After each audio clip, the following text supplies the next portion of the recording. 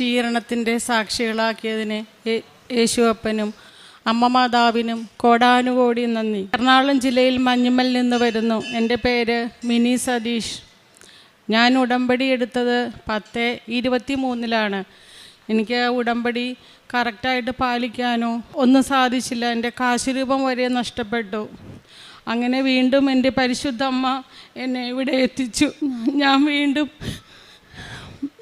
2024 വീണ്ടും ഞാൻ ഉടമ്പടി എടുത്തു. ഞാൻ 6 നിയോഗങ്ങൾ അതിൽ വച്ചിരുന്നു.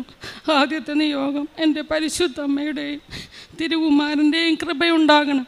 രണ്ടാമത്തേത് ഞാൻ വെച്ചത് എൻ്റെ വസ്തുവിൻ്റെ കാര്യമാണ്. 25 ലക്ഷം രൂപ അതിൽ ലോൺ എടുത്തിരുന്നു. അത് തിരിച്ചടയ്ക്കാൻ പറ്റാണ്ട് ജപ്തിയുടെ അവസ്ഥയിലെത്തി. എൻ്റെ ഹസ്ബൻഡിൻ്റെ ജോലിയെല്ലാം നഷ്ടപ്പെട്ടു. ലാസ്റ്റ് ആ പ്രോപ്പർട്ടി കൊടുക്കുക മാത്രമേ മാർഗം ഉണ്ടായുള്ളൂ. രണ്ടാമത്തെ ഉടമ്പടിയിൽ വെച്ചത് എൻ്റെ വസ്തുവിൻ്റെ കാര്യമാണ്.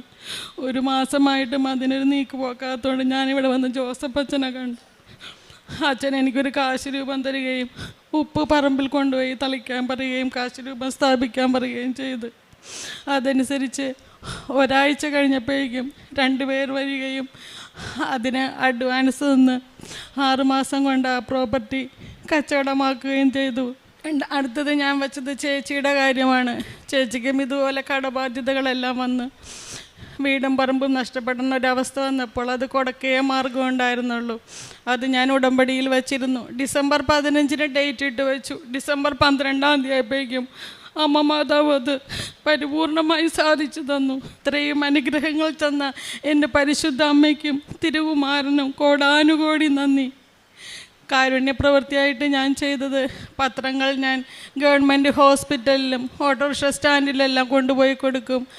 പൊതിച്ചോറ് എന്നെക്കൊണ്ട് പറ്റാവുന്ന രീതിയിൽ ആഴ്ചയിൽ ഞാൻ അശരണരായ ആൾക്കാർക്ക് കൊണ്ടുപോയി കൊടുക്കുമായിരുന്നു. ഇനിയും എനിക്ക് ഉടമ്പടിയിൽ മുന്നോട്ട് പോകുവാനാണ് ആഗ്രഹം. ഇത്രയും അനുഗ്രഹങ്ങൾ തന്ന പരിശുദ്ധ അമ്മയ്ക്കും തിരുകുമാരനും കോടാനുകോടി നന്ദി.